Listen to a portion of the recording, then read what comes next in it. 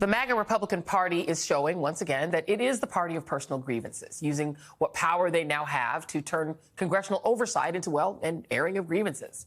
That was the real purpose of today's first hearing of House Republicans' new Select Committee on Weaponization of the Federal Government, a decidedly unserious effort to fan the flames of conspiracies about a deep state and right-wing persecution complexes. Former January 6th committee member Jamie Raskin, called as a witness, noted that even the subcommittee's name is nothing more than a psychological projection from the Trump supporters in control. Not because weaponization of the government is its target, but because weaponization of the government is its purpose. Trump and his obliging sycophantic attorney generals, like Jeff Sessions and William Barr, repeatedly pressured career prosecutors to go hard or go soft in particular cases, always seeking to reward Trump's friends or to punish his enemies. If weaponization of the Department of Justice has any meaning, this is it. The John Durham special counsel investigation was set up in 2019 by Barr to try to find wrongdoing by intelligence or law enforcement agencies in the origins of the Mueller investigation. It couldn't find anything of substance to it. Yet Barr and Durham kept pressing in clearly abusive ways. I hope your subcommittee will investigate. Of course, subcommittee chairman Jim Jordan isn't going to do that, nor will he investigate how Trump's weaponization culminated in using the Justice Department to try to overturn an election. Because this is nothing more than Republicans nursing their own weird, incessant self-pity and self-victimization, their anger that their cultural priorities are not mainstream or that their favorite conspiracies are not believable. And it's all designed to turn a government platform into an axe-grinding farce.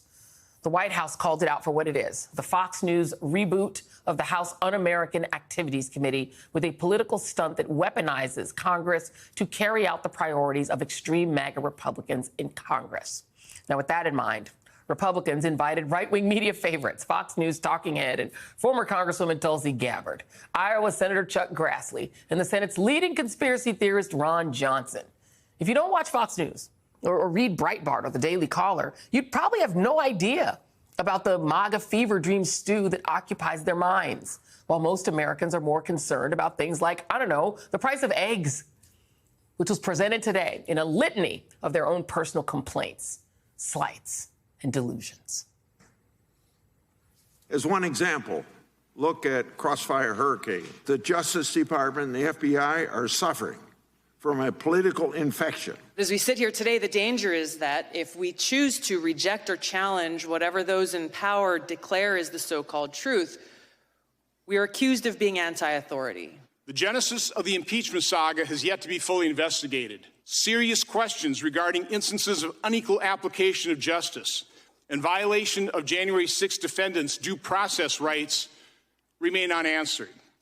Joining me now is Tim Miller, writer-at-large for The Bulwark and an MSNBC political analyst, and Peter Strzok is back with me. I just want to play for you guys the real purpose of this thing, this committee, and it was spoken by Jim Jordan, not in front of Congress, but rather at CPAC last summer. Here he is explaining what we're doing here. All those things need to be investigated just so you have the truth. Plus, that will help frame up the 2024 race when I hope and I think President Trump is going to run again, and we need to make sure that he wins. Tim, isn't it what this is about? I mean, this is really, it reminds me of when Kevin McCarthy said, you know the little thing called the Benghazi hearings? It's going to make sure that Hillary Clinton's never president of the United States. Oops, did I say that in my outside voice? Yes, I did. This is literally an attempt to take all the conspiracy theories that people believe on 4chan and put them, give them the imprimatur of some sort of congressional hearing so they can use it in the election. Where am I wrong? What am I missing? You're not missing much, Joy. I suffered through about 3 hours of this hearing today. Just that's my penance for your viewers, for any past crimes. And I got to tell you, look, this is all about the self-important delusions of the Republicans on this committee. They want to be able to raise money. They want to be able to have little viral video clips that they can play in conservative media to help increase their fame and help increase their visibility among their base.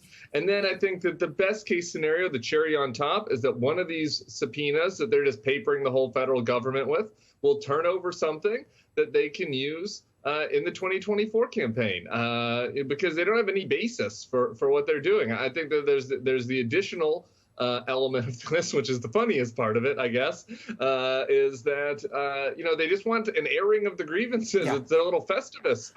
Tulsi today was up there. She literally said today that social media, the big tech companies, prevented her from doing well in the Democratic primary. I was like, no, I think that running on a Tucker Carlson platform in the Democratic primary is why you didn't do well in the Democratic primary. I don't think it was a conspiracy by big tech or the deep state. Yeah. But so I think that's the funniest part. But I think their political aims is hopefully like the Benghazi hearings did with the Anthony Weiner laptop, or excuse me, with the Hillary server, that something will come up that they can use politically.